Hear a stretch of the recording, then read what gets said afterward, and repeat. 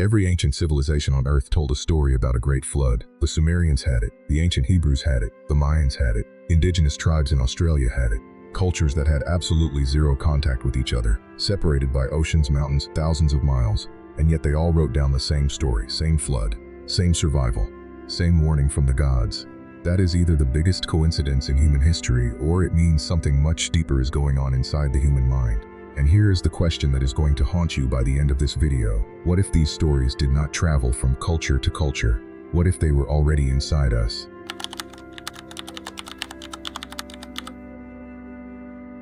Carl Jung was a Swiss psychiatrist in the early 20th century, and he spent decades listening to people's dreams. Patients from completely different backgrounds, different countries, different educations, different lives, kept describing the same dream imagery, the same dark forest, the same wise old man, the same monster in the deep water. Jung was not looking for patterns. The patterns kept finding him. Most psychologists at the time, including his mentor Sigmund Freud, believed the unconscious mind was personal. It was the storage room for your repressed memories, your childhood experiences, your private fears. But Jung started asking a different question. What if some part of the unconscious is not personal at all? What if there is a layer of the human psyche that every single person on Earth shares, regardless of where they were born or how they were raised? He called it the collective unconscious. And the more he studied ancient myths, the more convinced he became that this was not a theory, it was a map. But here's where things get interesting, because Jung did not just look at dreams, he looked at history.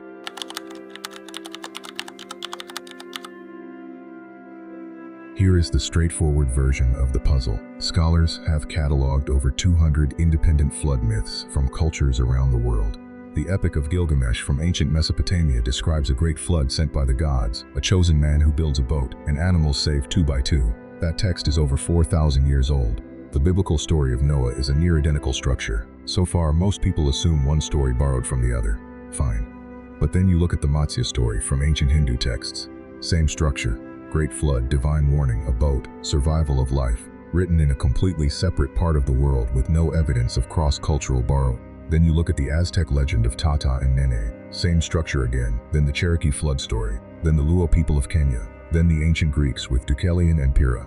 At some point, the explanation of they must have copied each other stops working. The distances are too great, the timelines do not line up, and the structural similarities go far beyond a shared historical event that people might have independently recorded. The emotional themes, divine punishment, human hubris, rebirth, starting over, those are identical too, and that is the part that caught Jung's attention. Now this next part might surprise you, because it changes how you think about what a myth actually is.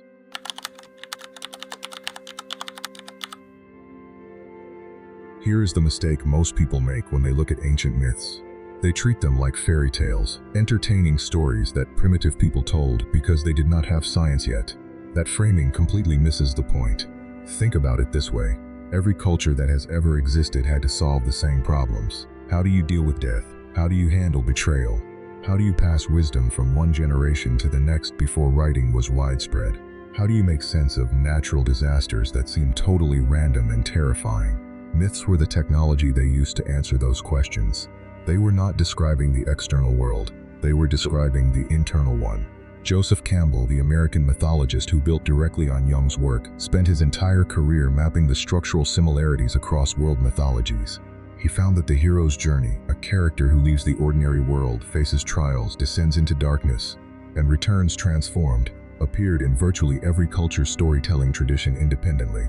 The details changed, the core structure never did. Jung's explanation for this was these recurring patterns, which he called archetypes, are not cultural inventions. They are expressions of something built into the human psyche at a level deeper than culture or language.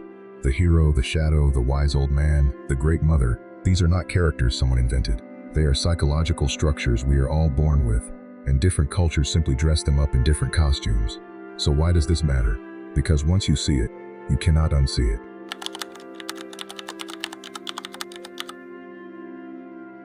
Let us get specific, because this is where the evidence becomes genuinely difficult to dismiss. Take the serpent. The snake or serpent figure appears as a major symbol in ancient Egyptian religion, in Mesopotamian mythology, in Hindu cosmology, in Aztec iconography, in ancient Greek mythology, in Norse mythology, in the biblical tradition, in Chinese imperial symbolism, and in the Dreamtime stories of Aboriginal Australians. We are talking about civilizations that had no ships capable of crossing oceans, Some of them had no writing systems when these symbols first appeared, and yet the serpent carries remarkably consistent meaning across all of them. In almost every tradition, the serpent represents a dual nature. It is both dangerous and sacred. It is connected to transformation because snakes shed their skin and appear reborn. It is linked to hidden wisdom and to the underworld. In ancient Egypt, the cobra appeared on the pharaoh's crown as a symbol of divine protection. In Hindu cosmology, the great serpent Shesha carries the universe on its coils. In Mesoamerican religion, Quetzalcoatl, the feathered serpent, was a god of wind, knowledge, and creation. In ancient Greece, the god of medicine, Asclepius, carried a staff with a serpent wrapped around it. That image is still used by the medical profession today. Jung would say this is not a coincidence of history. It is an expression of an archetype. The serpent, as a real animal, shares genuine qualities that would have impressed themselves on the early human nervous system. Its silence, its sudden movement, its venom, its shedding of skin. The archetype built itself around the emotional reality of the creature. And because every human being shares the same nervous system, the same emotional wiring, the same instinctual responses to danger and transformation, the serpent symbol arose independently across cultures to represent those same deep psychological truths. But here is where things get really interesting, because the serpent is not alone.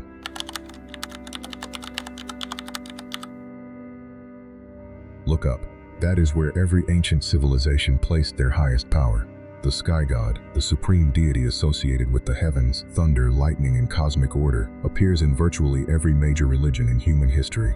The ancient Greeks had Zeus, lord of the sky and thunder. The Romans had Jupiter, same role, different name. The Norse had Odin, who ruled from the heavens. The ancient Mesopotamians had Anu, the sky god who sat at the top of their divine hierarchy. The ancient Indians had Indra, the thunder god who ruled the heavens. The ancient Slavs had Perun, god of sky and storms. The Yoruba of West Africa had Sango, god of thunder. Indigenous peoples of North America across dozens of distinct cultures recognized a supreme sky power. These were not cultures that were trading ideas, and yet they all looked up and saw the same authority. Jung's framework gives us a way to understand why the sky is where light comes from. It is unpredictable. One moment blue and clear, the next filled with lightning and chaos. It is above everything, which made it the natural home for a power that governed everything. These associations are not arbitrary. They emerge from the same basic human experience of being small, earth-bound creatures living under an enormous, powerful sky. The archetype of the great Skyfather is not a borrowed idea. It is a conclusion that human psychology arrives at independently, again and again, because it is embedded in the structure of the mind. Now this next part matters because it connects all of this to your life right now, not just to ancient history.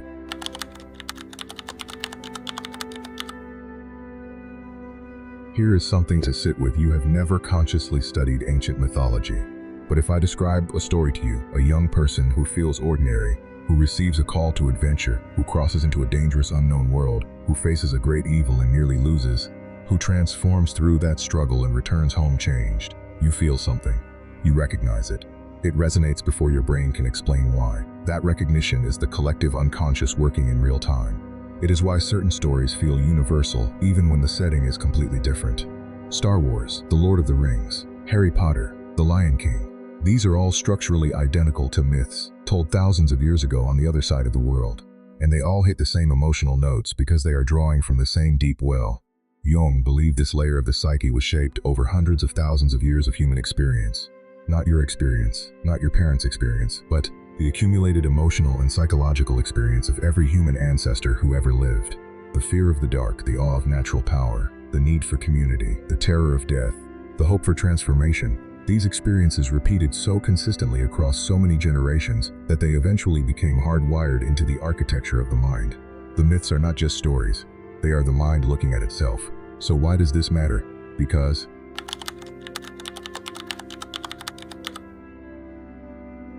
ancient cultures did not have neuroscience, they did not have therapy, they did not have psychology departments or peer-reviewed journals, but they had ritual, they had ceremony, they had story, and they used these tools with extraordinary intentionality to address something they instinctively understood, that the human interior was vast, powerful, and needed to be navigated carefully.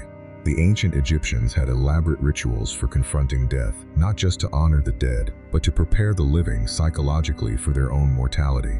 The ancient Greeks had theatrical performances where audiences watched characters face their deepest fears, their worst impulses, their inevitable suffering, and the catharsis of watching that was considered essential for psychological health.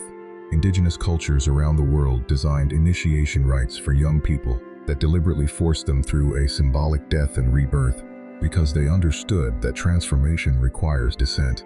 You cannot grow without first going through something. Jung spent years living among indigenous peoples, studying these practices, and his conclusion was that modern Western culture had lost something essential. We had replaced ritual with entertainment. We had replaced meaningful story with distraction. We had forgotten that the symbols still live inside us, whether we acknowledge them or not. And symbols that are not consciously worked with do not disappear. They just go underground. They come back as anxiety, as inexplicable fears, as dreams that feel more real than waking life. The ancient cultures that tapped into the collective unconscious daily did so because they understood something we are only now beginning to rediscover. The interior world is as real as the exterior one, and it runs much deeper than any one person's lifetime.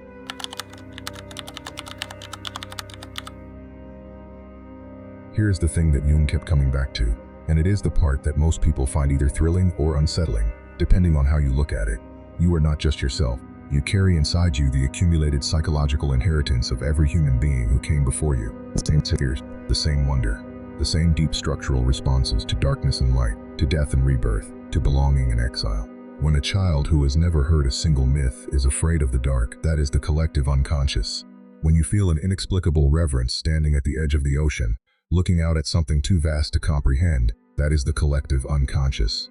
When a story moves you to tears and you cannot fully explain why, that is the collective unconscious recognizing something that logic cannot articulate. The ancient Egyptians did not need a psychology textbook to know that the serpent meant transformation. The ancient Norse did not need a survey of world religion to know that the sky god meant ultimate power. They felt it, because the same feeling lives in every human being who has ever walked the earth.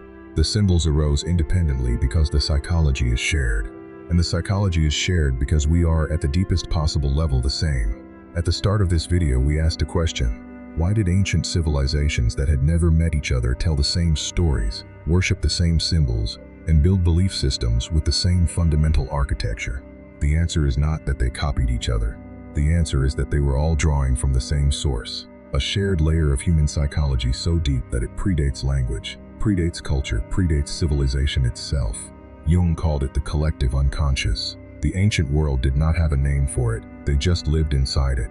If this kind of deep dive into the hidden architecture of the human mind is what you are here for, the video on screen right now goes even further into how archetypes show up in modern life in ways most people never notice. If this one opens something up for you, leave a like. It genuinely helps this reach the people who need to hear it. And if you want more videos like this, subscribing is the best way to make sure you never miss one.